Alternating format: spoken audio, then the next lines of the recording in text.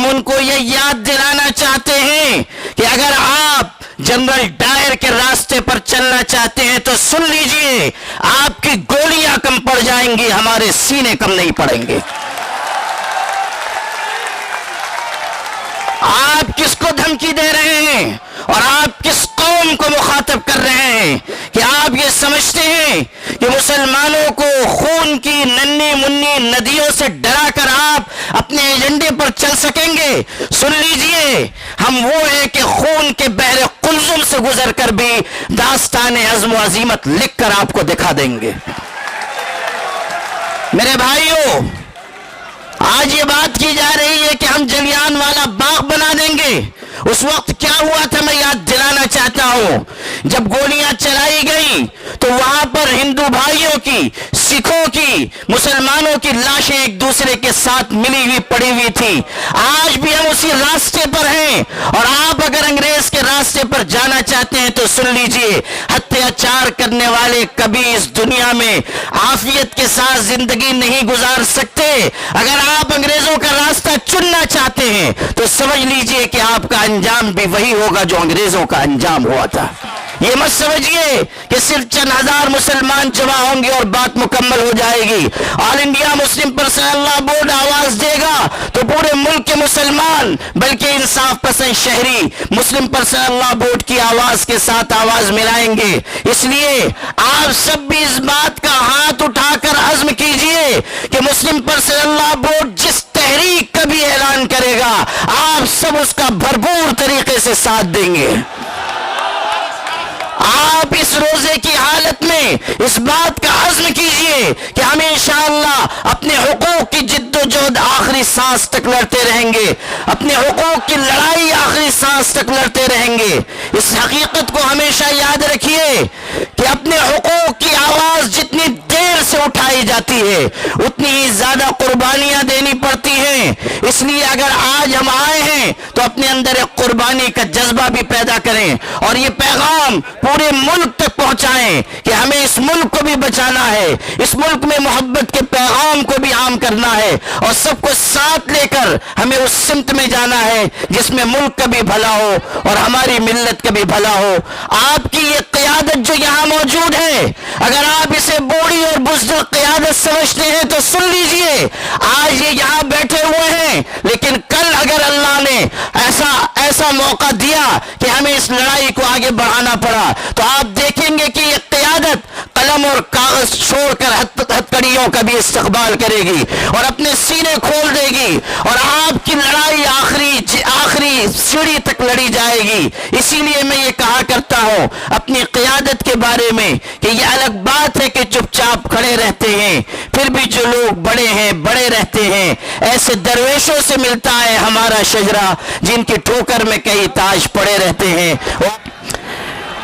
کہنے والے نے کہا تھا مسائل کیسے بھی ہوں تا قیامت رہ نہیں سکتے، یہ ظالم ظلم کی بن کر علامت رہ نہیں سکتے، جن کا عزم ہے کہ ہم کو چین سے جینے نہیں دیں گے وہ جان لیں کہ خود بھی سلامت رہ نہیں سکتے۔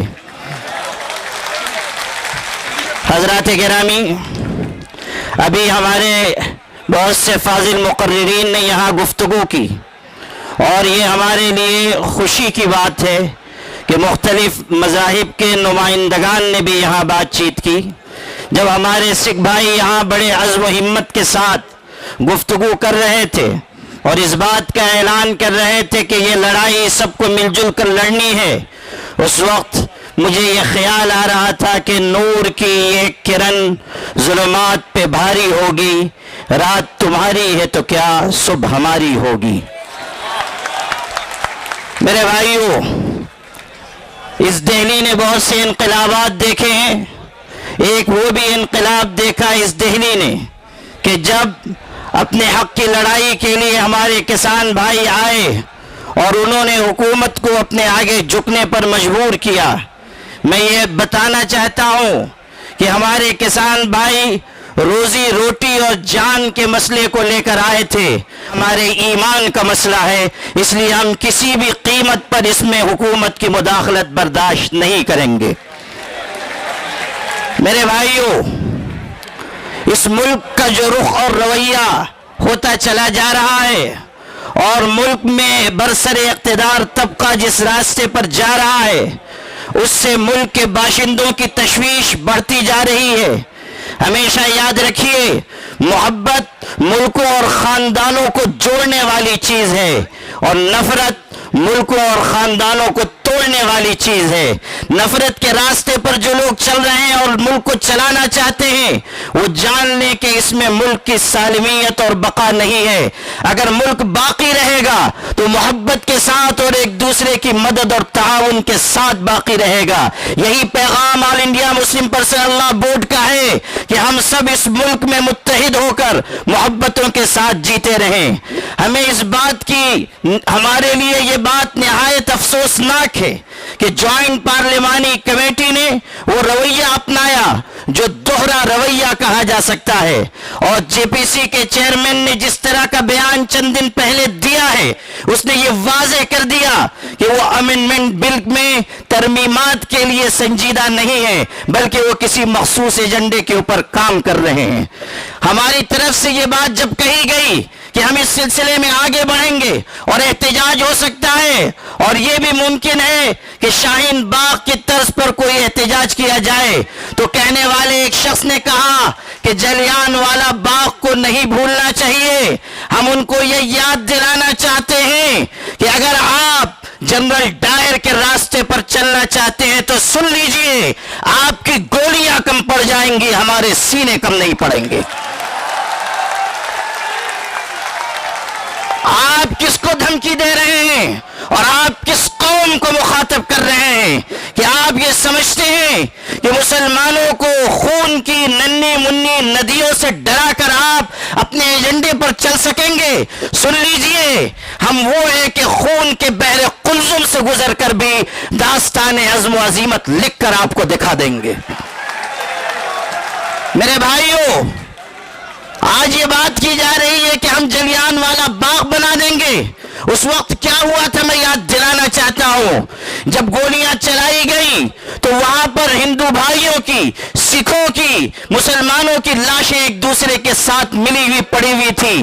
آج بھی ہم اسی راستے پر ہیں اور آپ اگر انگریز کے راستے پر جانا چاہتے ہیں تو سن لیجئے اتیاچار کرنے والے کبھی اس دنیا میں عافیت کے ساتھ زندگی نہیں گزار سکتے.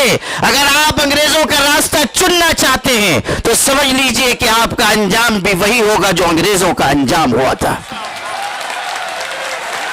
آل انڈیا مسلم پرسنل لا بورڈ اس ملک کے مسلمانوں کا سب سے متحدہ اور مشترکہ پلیٹ فارم ہے. اگر وہ یہ آواز دے رہا ہے کہ وقف ترمیمی بل کو واپس لیا جائے تو حکومت کو اس بل کو واپس لینا چاہیے.